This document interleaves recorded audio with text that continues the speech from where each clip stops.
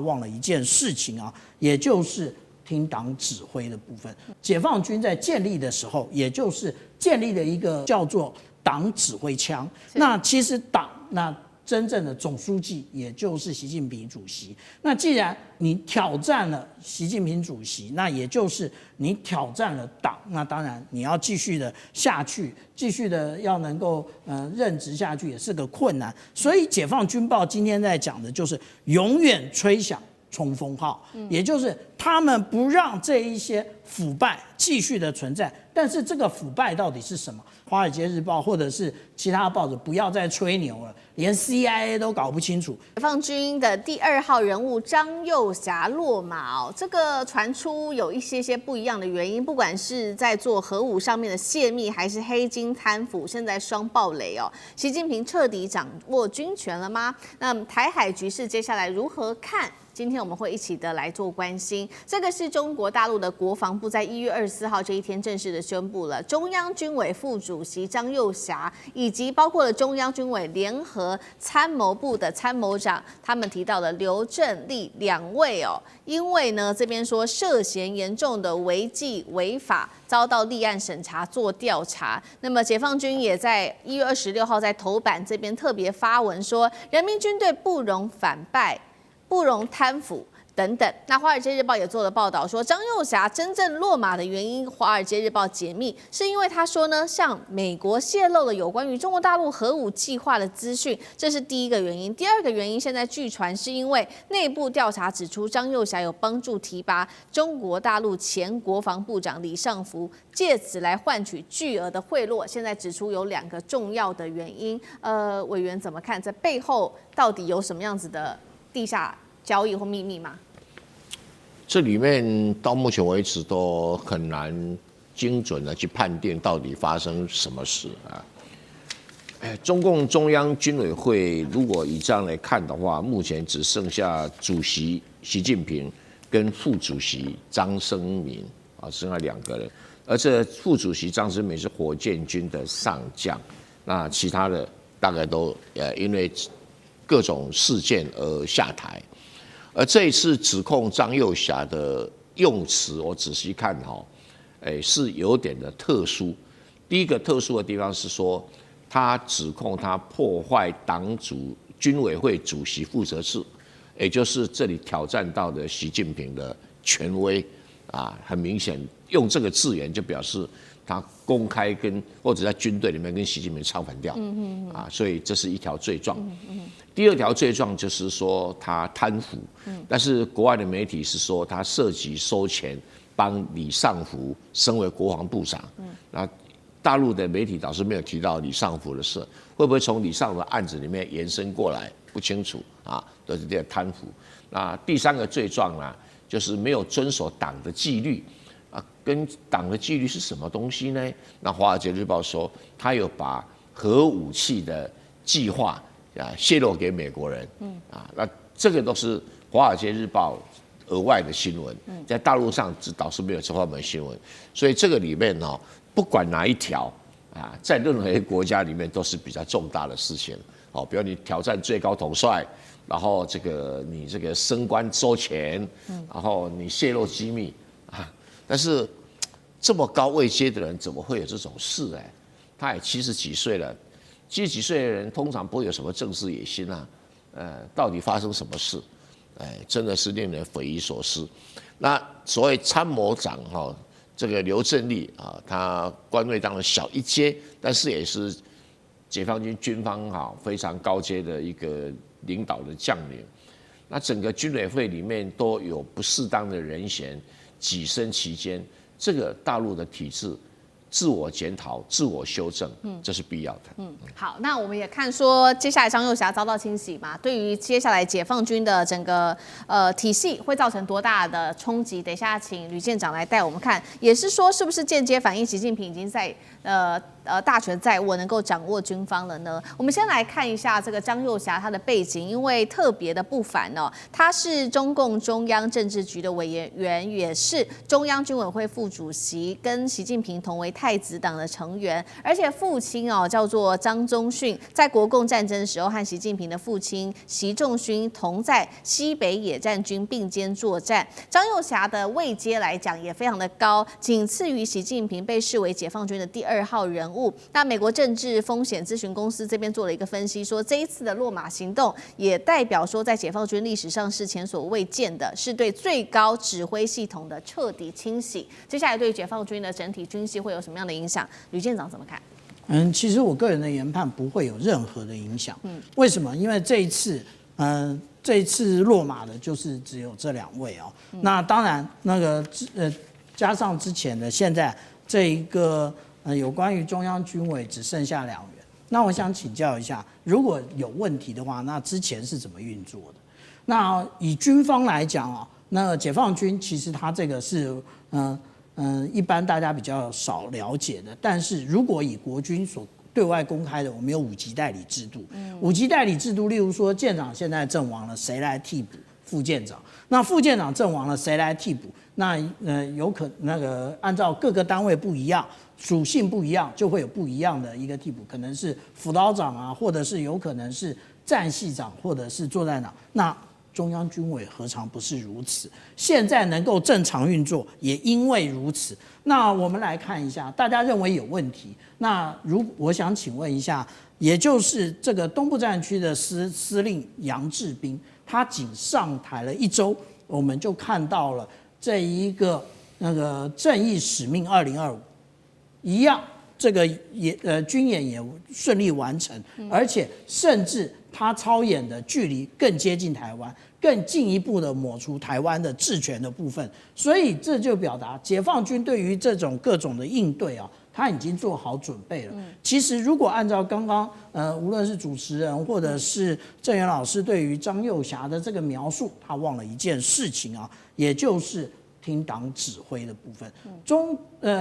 解放军在建立的时候，也就是建立了一个无法捍卫的一个准则，叫做党指挥枪。那其实那真正的总书记也就是习近平主席。那既然你挑战了习近平主席，那也就是你挑战了党，那当然你要继续的下去，继续的要能够任职下去也是个困难。所以解放军报今天在讲的就是永远吹响冲锋号，也就是他们不让这一些腐败继续的存在。但是这个腐败到底是什么？这个华尔街日报或者是其他报纸不要再吹牛了，连 CIA 都搞不清楚。之前不是特别有讲过吗？ CIA 最近10年其实要渗入中国大陆是非常困难的，因为中国大陆不断的在打除这一些CIA 的探员，而且甚至还有这个有关于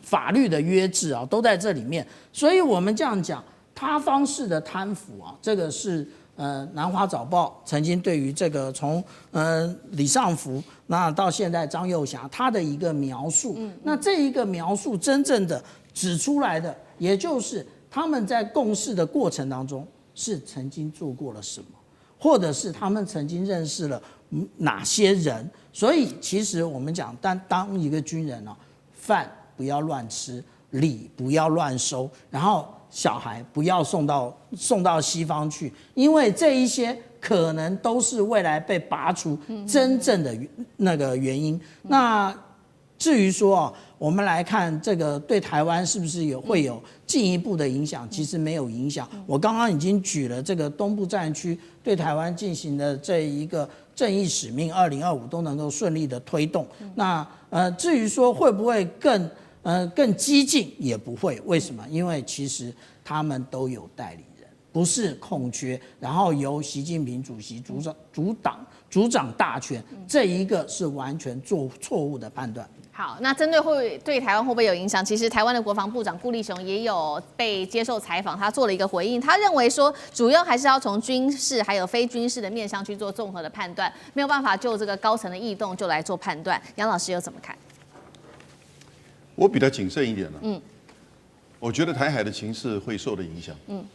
但是怎么样的影响要再去做评估。我个人认为，张又侠跟习近平之间一定在指挥系统上，或在某一个事情决策上出了严重的落差。然后呢，不一致。甚至可能张又侠跳过习近平做了一些决定或者是作为。我举2个最近的，就是解放军的事件。第一个就是在对台军演上，第2个就是辽宁舰的整个在穿越第1岛链和日本的军机的接触，看起来应该是整个当时对于高市早苗的发言的一个就是反制，因为那个时候的军演也是说为了要遏阻台独，以及就是因为美国要卖1.25兆武器给我们，同时也是为了嚇阻外力，那当然就是指高市。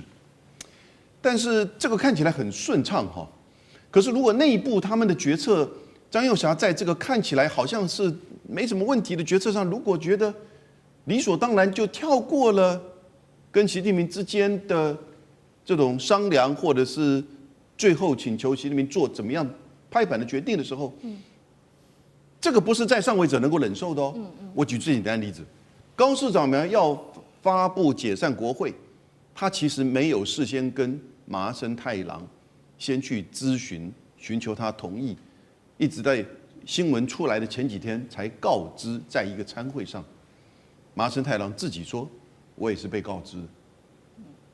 如果这个事情是发生在就是解放军对台军演或类似的行动上，基本上军委会主席怎么能接受这个事情？四中全会即将登场，习近平接下来也做了一些动作，包括扫了军权，还有拼内循环。今天也会关注在2027年是否续任布局全面的摊开来了，中国式的霸权全面启动吗？今天一起来做关心。首先来关心到的是10月20号这一天呢，就会是中共的第20届四中全会会在北京正式的登场了。这一场会议不只是一个例行的政治会议而已，被视为是接下来习近平预期会在2027年继续的续任，亲自来贯彻“15五”规划的一个重要时间点。那么现在呢，最新来自于台湾的陆委会主委邱垂正指出，这一次的会议会有2大的看点，不管是在这个“15五”接下来的规划当中，或者是人事更迭，都是全球的这个民众还有投资人特别观察的2个重点。原因就是因为现在这个四中全会不止大家关心是大陆经济内部的一个问题，更是川普现在在整场贸易战之下，再加上接下来10月底的川习会，投资人现在要测看，先解读四中全会可能会释出什么样的讯息，他们才能做更好的一个投资布局。专家也做了一个分析即使川普他祭出了这个关税战，还有欧美针对大陆做了制裁，但是中国大陆上半年仍交出不错的 GDP 表现，达到了大概5.4%，超过5的一个亮眼成绩。但是下半年恐怕还是有一些要注意的部分，不管是在消费，不管是在投资，或者是外需受限等等。接下来的四中全会要如何习近平来扭转目前的局面，替2027年的连任来做铺路？杨老师怎么看？我在学校就是教国家发展实践与理论。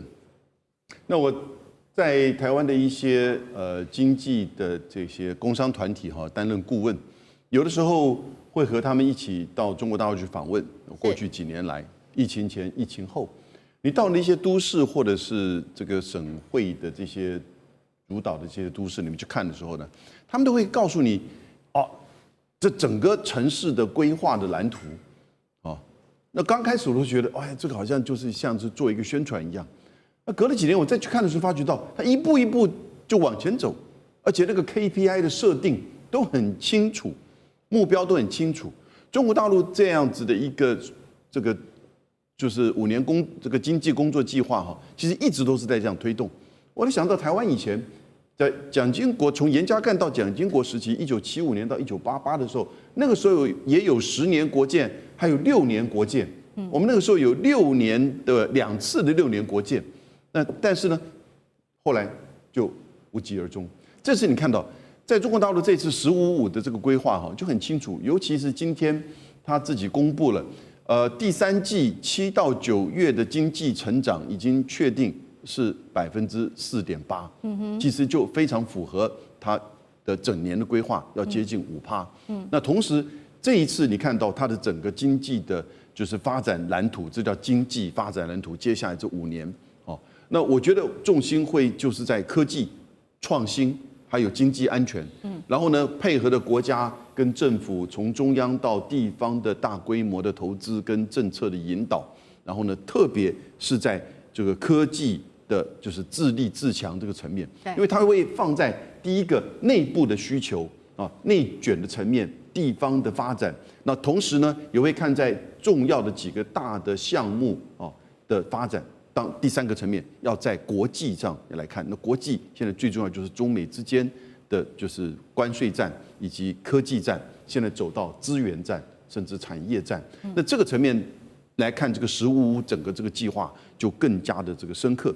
那我注意到，尤其他们现在可能要特别针对地方的家庭支出哦，要希望能够鼓励，因为中国大陆整个家庭支出占整个 GDP 只有40%。其实是比较低的，那增加家庭支出才会增加整个经济的活络。如果以美国来比的话，美国的家庭支出占68%，但也许不一定要那么高，但是呢，经济的活络以及经济的蓝图的规划是这次“15+5”的整个大的方向。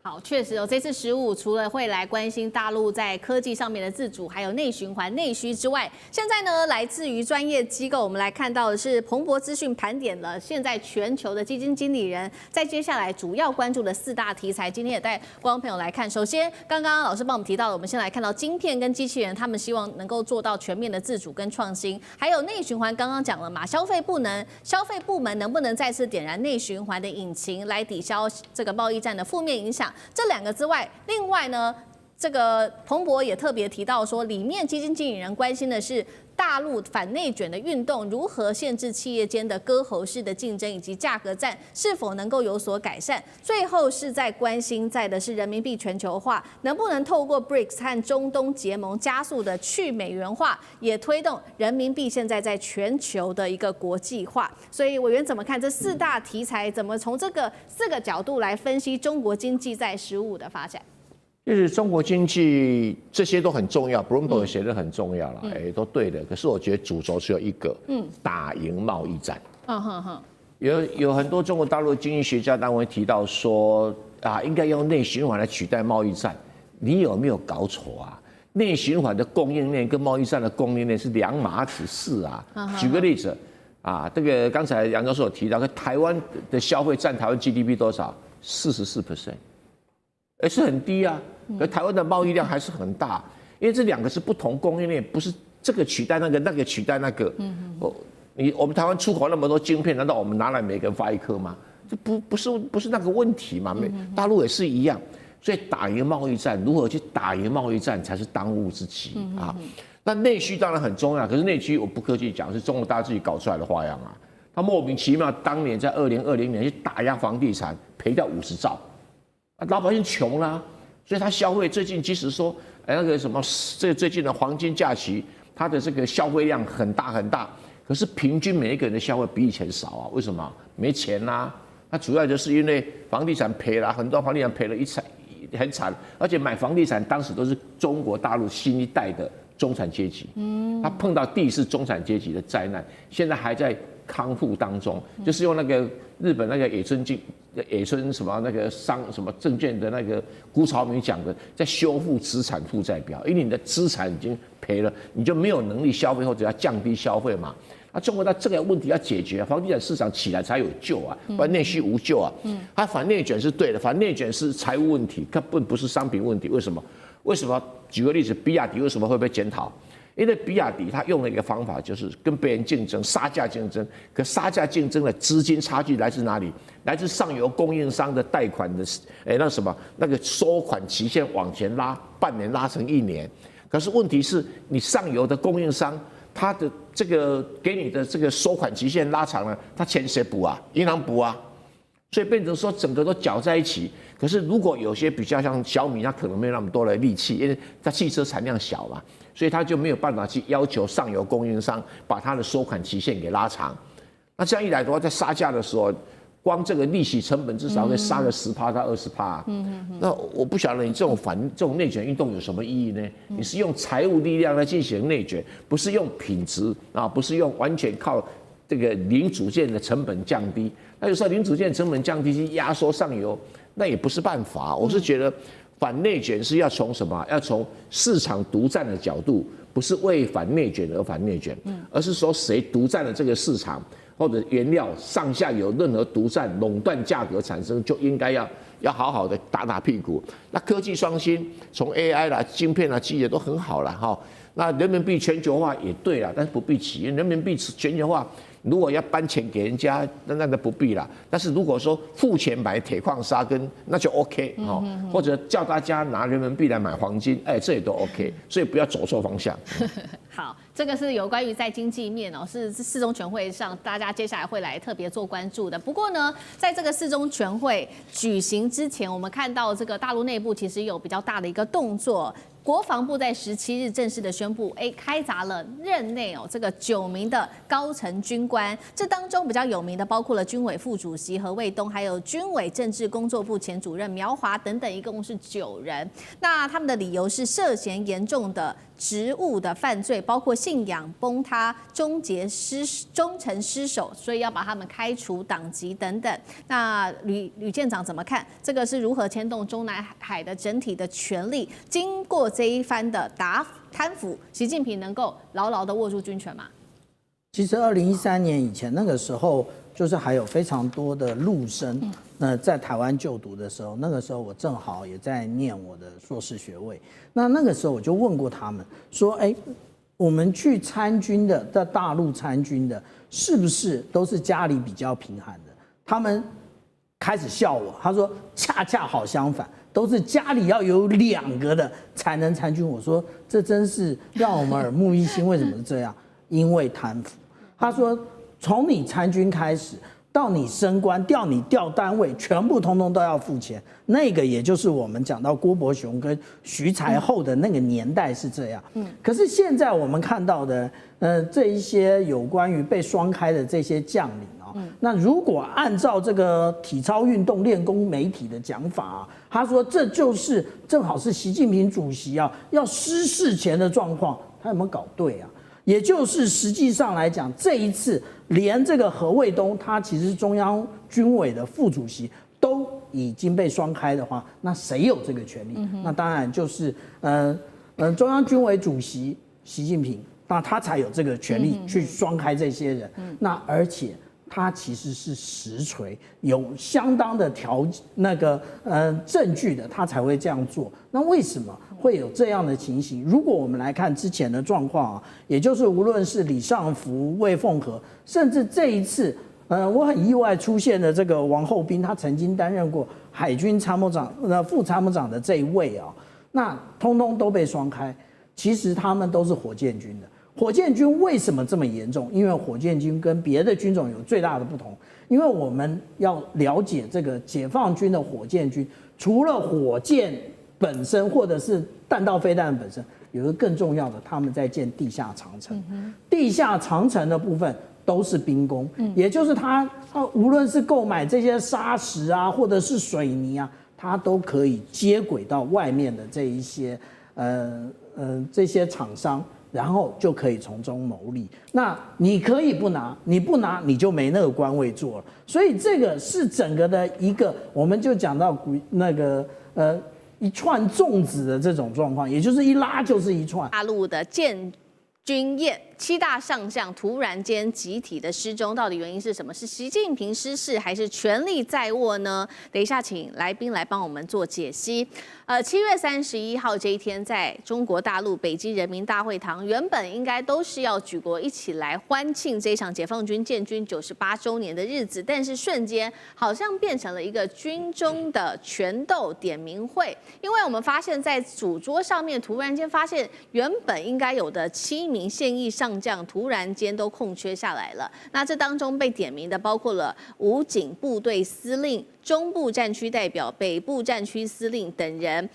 大家就在解读说是这7位上将集体的一起请假吗？还是集体的被请走了呢？这样的消失，大家也在说，也不是首例，因为当时在回顾中共20大以来，也包括了消失的，还有包括2位的国防部长李尚福、魏凤和先后的落马，军委委员苗华遭到调查，军委副主席何卫东更是失联到现在已经超过了5个月的时间哦。那还有来自于媒体记者，这个是流亡记者赵兰健的爆料，他说这一位主任是军委联合参谋部原政治工作部主任上将秦生祥，在7月28号这一天也突然间失联。重点他是习近平在军改之后非常重视的一位干部。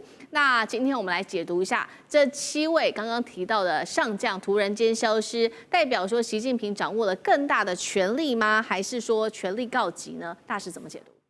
其实我觉得这个应该不是从权力的角度来看啊，因为事实上的话，这个中国大陆这个反腐倡廉啊，事实上是非常力度非常的强大，然后那个这个深入的这个层级啊，就是说从上到下，而且是非常高层，而且这个不是最近的。那你说中国大陆这个国防部长因为这个贪腐案下台的啊，这个已经好几年前就有了。那这个我觉得这个比如说接着这个国防部长又下台一位啊，而且最后都是公开了。那我觉得就是说，突然这个7位他没有出席7位上将没有出席重要的这个场合哈，那也不见得完全都是可能已经被调查，那也有可能被调查，因为中国大陆这个调查是要花很长时间的，那在调查时候期间呢，他可能就不会出来参加活动啊，这个调查他也不是说捕风捉影啊，他要证据确凿，要跟本人之间啊，那要做成很多的这个对质。所以呢，然后把这个案子公开。那我觉得这整个的这一个中国大陆在军方的这样子大规模的、非常高层次的反腐倡廉的这种工作哈，正好象征一点，就是说不管你官再大，你位置再高，你贪腐了，照样下台，照样给你调查的清清楚楚，清楚了以后，这个案子一出来就是把关。所以呢。这个就是说反腐倡廉显示出来，中国大陆现在反腐倡廉，这个不是一句什么口号，而是切切实实在执行的，而且只要涉了贪涉了什么啊，基本上最后都会怎么会受到这个纪律的制裁啦，法律跟纪律的制裁，所以这一点其实。你今天要跟所以这个美国这个什么这个什么欧洲什么法治为主的国家来看，你看美国今天有吗？美国事实上的话，你说他军事来讲的话，他哪一个上将，哪一个什么参谋长、部长，在当之前不会在美国的这种军工产业里面当董事，当这些人，然后下台了以后还去继续跑到这些军工产业来讲。这个就变成美国的军事，并不是没有问题啊。他一个潜水艇、一个垃圾桶要买3000块美金，一张椅子要卖2万块钱美金，是怎么搞出来的？美国的问题才严重，所以呢，只是他没有那个机制，没有那个决心，要在里面怎么样把这些贪腐的分子都抓出来。那你不要只拍苍蝇不打老虎啊！中国大陆这个反腐倡廉，我看打了好几只大老虎啊。官再高，最后也是把你绳之于法。这一点我觉得你任何一个环境，它基本上它都会什么招尘惹、招尘埃，然后有这些什么就是说这个脏或者乱的情况出来。可是你要维持你这个秩序，维持你的清洁就要不断的打扫那这个就是在打扫，任何个组织都会有这种状况。可是他这个打扫不是玩假的，是玩真的。是，上次哥怎么看？我想一个将军当到中将上将，在中国大陆其实要超过30年，20-30年以上。然后这20-30年当中，而且他们是军系有各自的派系，所以呢，一旦这派系当中你前后当中有任何你的长官贪腐，你底下都会被抓掉。所以刚刚大家讲得很对，这调查很长。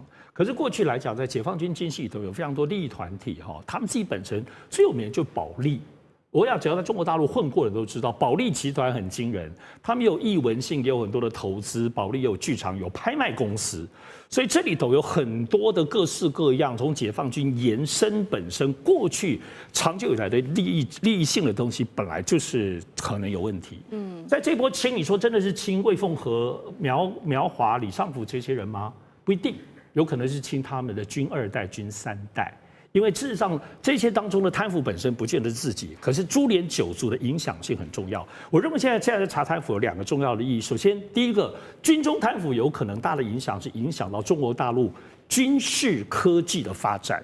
因为当你有贪腐的时候，你要用这个部分供应链，也要这个部分的供应链，你可能这个意向就阻挡了现在全中国陆海空军当中高科技的发展，产业链供应链这种技术导向。我们现在看到那么多的武器，这个东西容不下现在在中国大陆整个军事决策里头还有贪腐。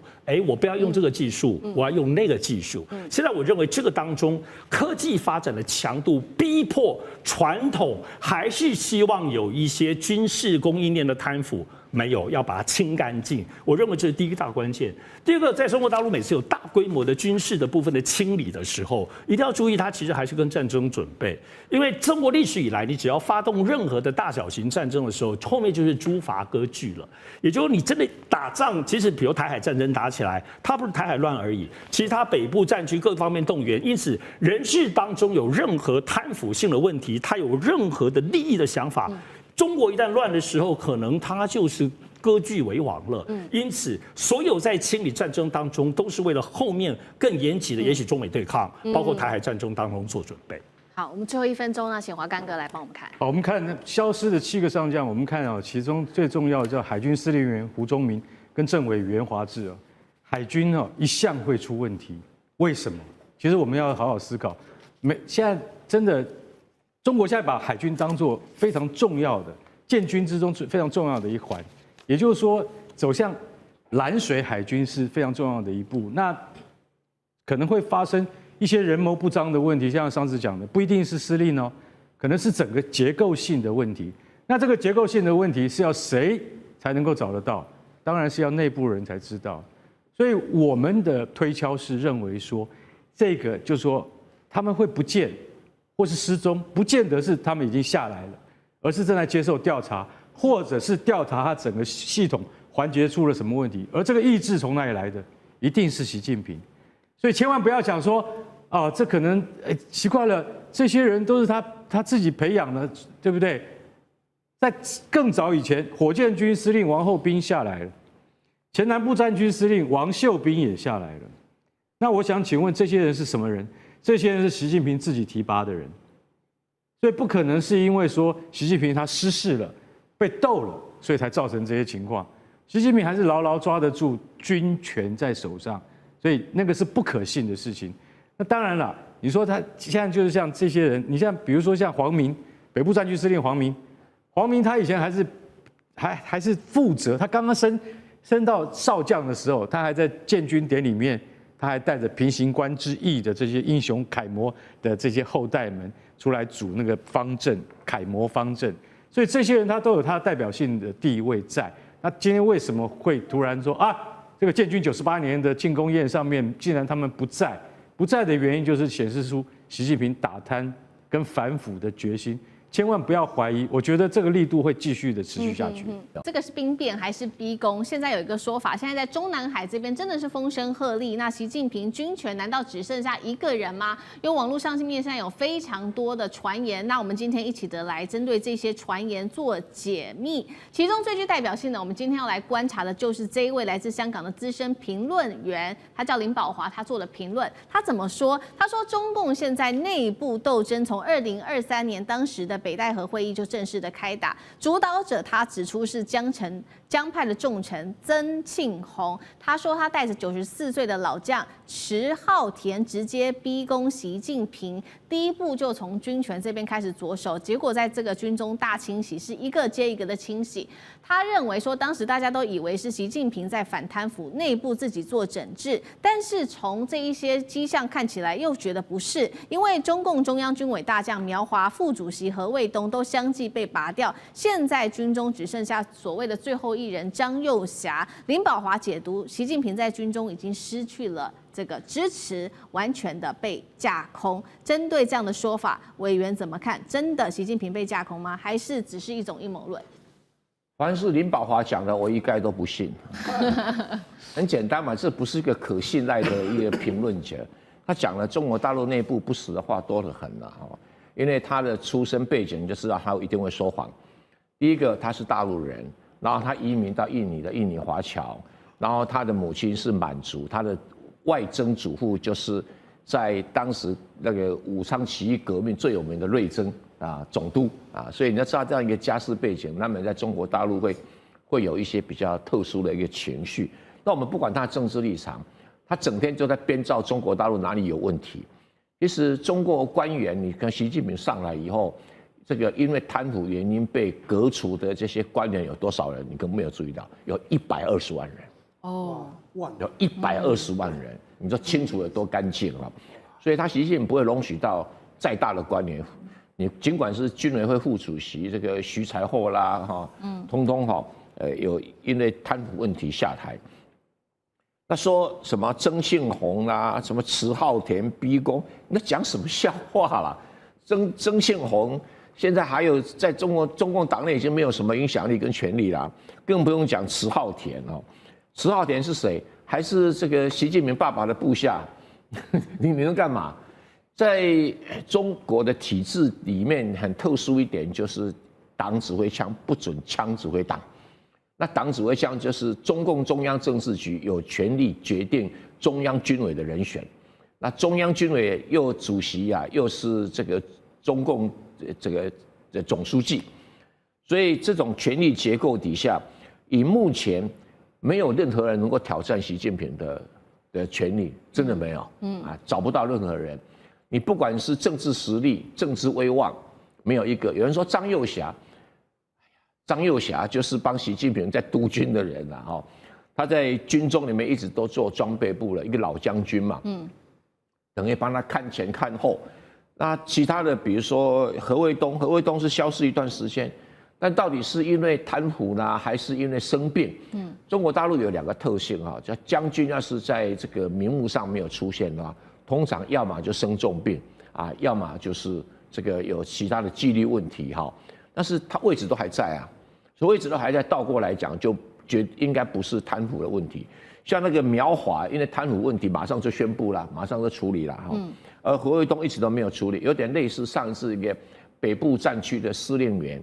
失踪了很久大家猜说他可能没有，后来有人发现重病在治疗当中，所以就从公众眼中消失掉了所以这个林保华讲的就是最会编织，因为林保华里面当然他心中希望中共垮台嘛，然后他希望就是从他以前到现在，他所有的评论文章都整天在《自由时报》，你就知道他什么德性，对不对那种人的素质根本不值得一谈。那我将军又怎么看？其实你知道，习近平总共有3个身份、3个头衔。第一个，他是中国共产党的总书记，这是党；第二个，他是国家主席，这是政；第三个，他是军委会主席，这是军所以他是集党政军于一身。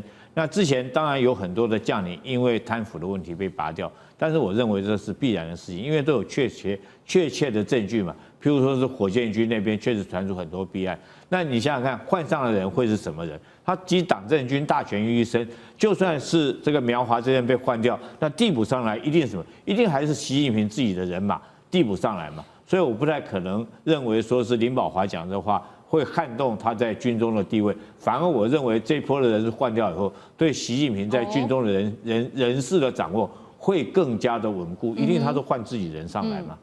那老师怎么看呢 ？OK， 从民初开始军党政，后来党政军，然后有的国家分野了，有的变成了政党军，像台湾、美国都是，但是中国我们的对岸还是党政军。党为最大，所以党就不谈，因为他们都是共产党。然后里面有政和军，刚刚就讲到了，你今天政呢就是国家主席，军呢就是军委，好，那党当然这个党这个我们就不讲了，这党政军都要握在手里，这不是容易的事。那我想过去的他们的很多国家主席并没有握到军权，他有握到。2017年那时候在内蒙古还有一个风光的军演啊，我必须说明一下，重点就是。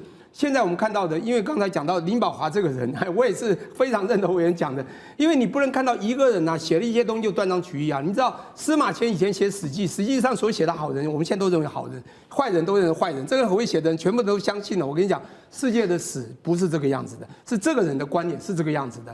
好，必须说明一下，当然那个这个视频说要我们来解密，我觉得是非常难啊。谁能真正解密？非常难，我怎么都找不出，就包括汪洋。张幼霞已经连张幼霞都要反他，汪洋就是正，张幼霞就是军，准备要把习近平拿掉的位置，他已经不见了一阵子，大家知道吗？结果包括他女儿的事件，好，这一个事件呢，我去爬有没有讲说这是假新闻的，结果发觉很少讲假，终于出现一篇而已。我用这一篇去佐证前几篇，说不好听，我讲解密吗？我太难了，我只能说啊，我们看一下真正的 scenario 情境非常简单。这从江泽民10年啊，1993到2013，到胡锦涛10年啊。江泽民当时这个当时朱镕基和李鹏嘛，然后胡锦涛跟这个温家宝，最后呢，他跟李克强，你要知道他跟李克强关系又不一样，因为李克强当时这个跟的人是谁？李克强的人说不好听是胡锦涛的人。习近平是谁？是江泽民的人。可是他为什么会反江呢？非常清楚，江泽民是第一大佬，第二大佬就是曾庆红，他有年纪了。因为那个时候我常去上海，去北京，当时我有一些接触。当时啊，现在当然就没有了。尤其台湾现在的状况比较特别。曾庆红这个人，他具有一定的位阶，他的孩子也是哦，也 hold 住很大的权柄。现在重点就是他们当时让习近平上来的，所以他认为他对习近平还有影响力。可是他当时让习近平上，并不是要他只是要去抵制胡锦涛。你要抵制胡锦涛的原因非常简单，他是让他暂时从2007年到2012年，暂时由让薄熙来上来。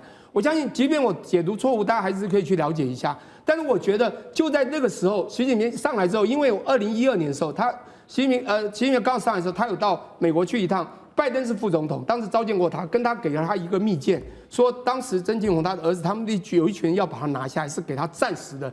实际上，习近平对这件事情不高兴，也就是从那个时候开始，他开始有所谓的整顿江泽民的人。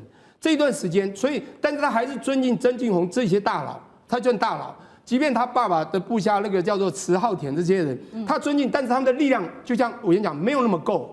讲不好听，台湾有很多大佬型的人，先拿到位置的人，他还是最大。他尊敬你，他不一定听你的。好，这重点是这样子。所以呢，这些很多的阴谋论啊，或者这些林保华水的观念，不要太相信。不过你要我们解密太难了。我觉得习近平现在政军他还是有一定的力量，尤其现在。到底是谁递补了刚才所谓的苗华等人？我觉得大家去了解一下，是不是更是习近平的心腹？我觉得才能判定未来。好，谢谢老师。想太多了啦，我是觉得你要了解到大陆的政治体制它的整个政治局常委跟政治局委员都是谁的人马？